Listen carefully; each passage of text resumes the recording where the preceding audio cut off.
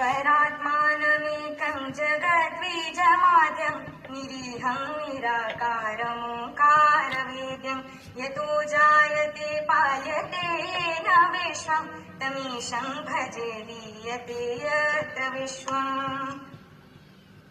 न भूमिर्न चापो न वह्निर्न वायुः न चाकाशोऽस्ति न तन्द्रात् न निद्रा न ग्रीष्मो न शीतो न देशो न वेशो न यस्यास्ति मूर्तिस्त्रिमूर्तितमीडे